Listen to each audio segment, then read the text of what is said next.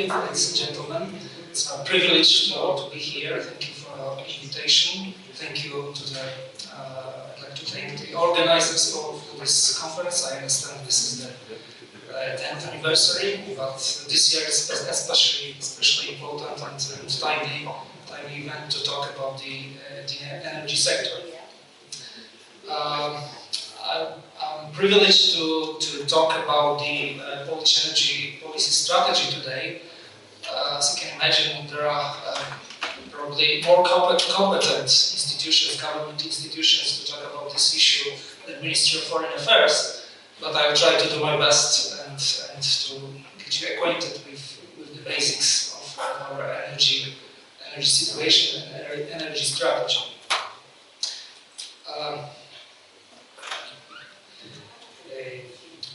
In these turbulent times, it is important more than ever that we closely collaborate in addressing the challenges we face on a regional as well as global level. There is no doubt that the unprecedented energy crisis caused by Russian invasion in Ukraine should be considered such a challenge, as it had a ripple effect not only in Europe, but also across the globe, driving up energy prices, hampering economic growth, and fueling uncertainty. What we have learned from it in the last few months is that a responsible energy policy not only has an economic dimension, but also affects the security of the country, and that monopolistic position of a single supplier creates temptation to abuse its role and influence. It is obvious to me that here in Vilnius, as well as in Warsaw, Riga, or Tallinn, and other capitals of our region, this argument has been widely shared by the experts and the political class, even before the outbreak of the war. I also believe that our partners from other European capitals have recently understood this too.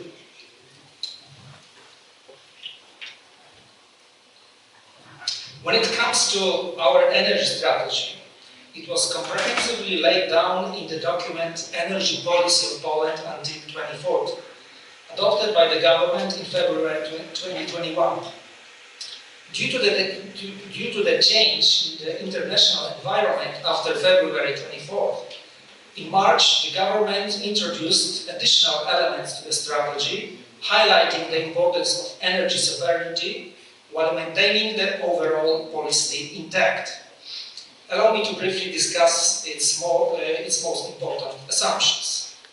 Like in the case of every EU member state, shaping Polish national energy strategy is strongly affected by the EU climate and energy policy, including its long-term vision of climate neutrality by 2050, as well as the ambition to be a global leader in this area.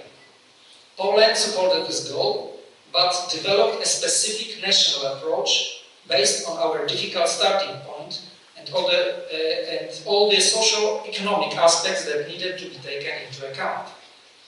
It should be noted that our country has made significant progress in reducing the environmental impact of its energy sector over the past several years by modernizing its generation capacity and diversifying its energy generation structure. However, our dependence on carbon fuels is still much higher than that of the other member states, and that is why a just and properly adjusted transition is so important to us. Given these circumstances, the general strategy in the field of energy policy is the result of a skillful balancing between three priorities. One, providing sufficient level of energy security in the fast-changing international environment. Two, ensuring the competitiveness of the economy and acceptable prices of energy for the households. And three, reducing the impact of the energy sector on the environment. The process of transition of energy sector in Poland is currently based on 4 pillars. The fourth one was added after the Russian aggression against Ukraine. Pillar number 1, just transition, means providing new development opportunities for the regions and communities most negatively affected by the reorganization of the energy sector, with decarbonization at its core, while creating new jobs and building new branches of industry, in particular related to renewable energy resources, nuclear power, electromobility, grid infrastructure, digitalization, thermal modernization of buildings, etc. Pillar number 2, zero-emission energy system, is a direction in which the energy transition is heading in the long-term perspective. Decarbonization of the energy sector will be possible through the implementation of nuclear power and offshore wind energy, while ensuring energy security through transitional use of energy technologies based, among others, on natural gas. Third pillar, good air quality. Fulfilling this objective will be one of the most noticeable signs of moving away from fossil fuels. Due to investments in the district heating sector transition, electrification of transport and promotion of passive and zero-emission houses using local energy sources, air quality will improve, positively contributing to our endeavors aimed at implementing our climate agenda, but also to providing better living conditions for our citizens.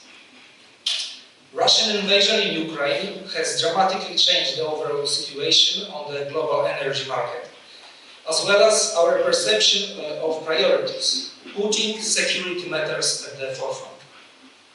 This was reflected in introducing additional fourth pillar, energy sovereignty, in March 2022 this year, with its crucial component of quick decoupling from the fossil fuels originating from the Russian Federation.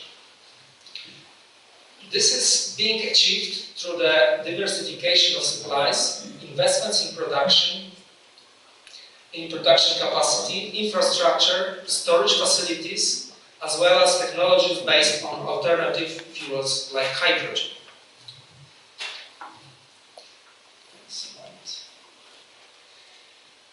In this regard, we will speed up the development of renewable energy sources so that in 2040, about half of the energy production will come from the renewables.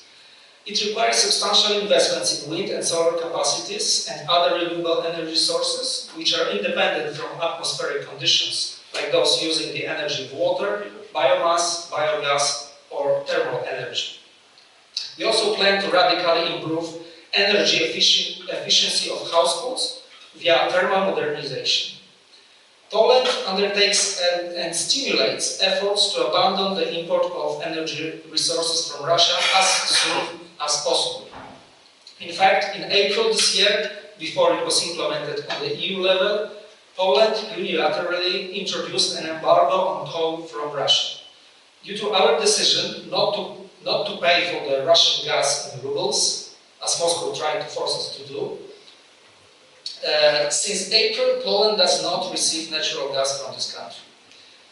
We are also committed to fulfill our declaration of cutting off the Russian oil delivery, including delivery by pipelines, by the end of the year, and we encourage our partners to do the same as soon as possible. To improve our energy security, we take active measures to maximally extend our capacities to import energy resources from other directions.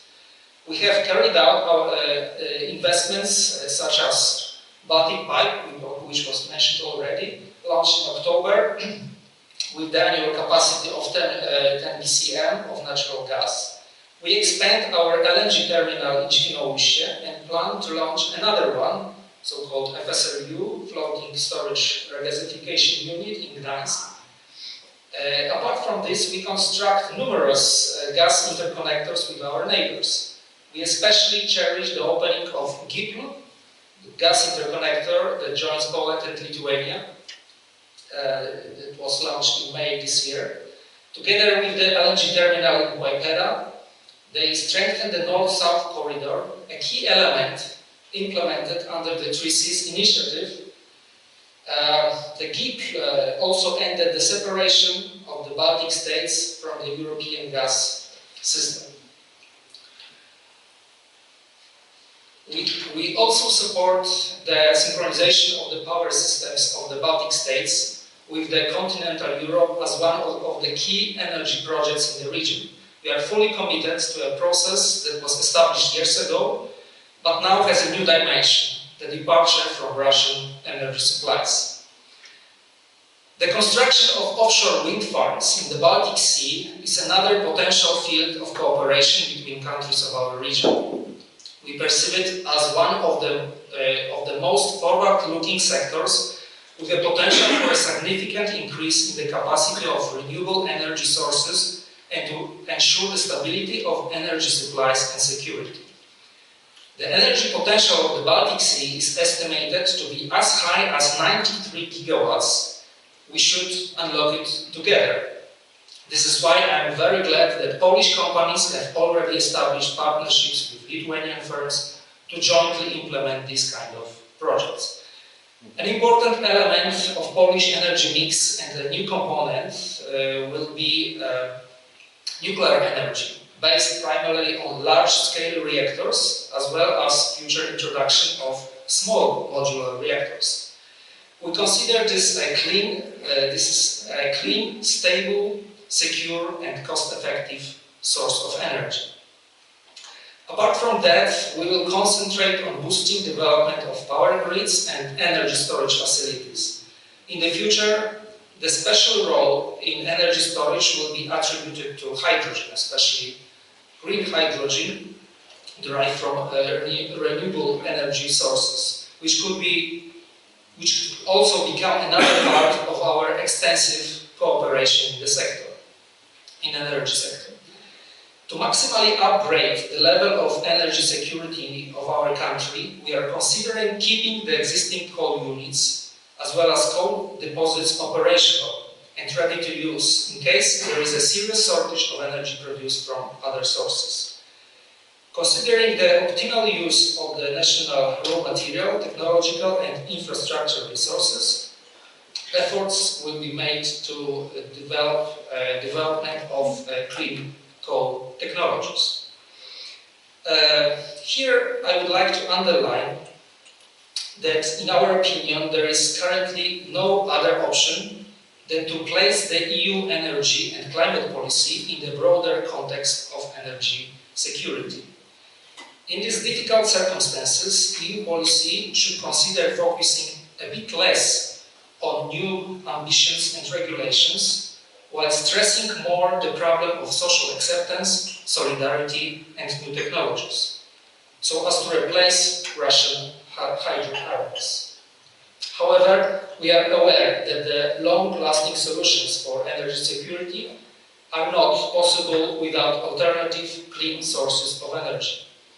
We keep in mind our decarbonization commitments and try to find, in the current difficult conditions, reasonable ways to transform our energy system.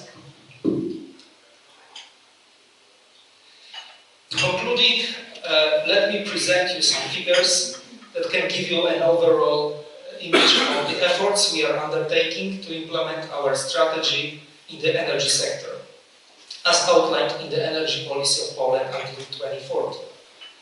So first, decrease the share of energy production from coal to 56% or less by 2030. Currently, this is unfortunately at the level of around 70% still.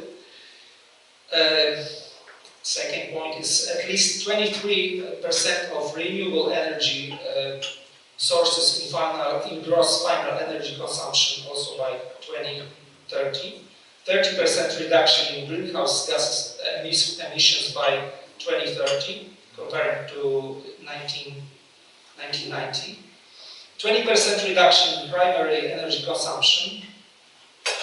Installed capacity of offshore wind energy will reach approximately 5.9 gigawatts in 2030 and up to 11 gigawatts in 2040. There will be a significant increase in installed photovoltaic capacity, approximately 5 to 7 gigawatts in 2030 and 10 to 16 gigawatts in 2040. And in 2033, the first power unit of a nuclear power plant will be launched with a capacity of approximately 1 to 1.6 gigawatts.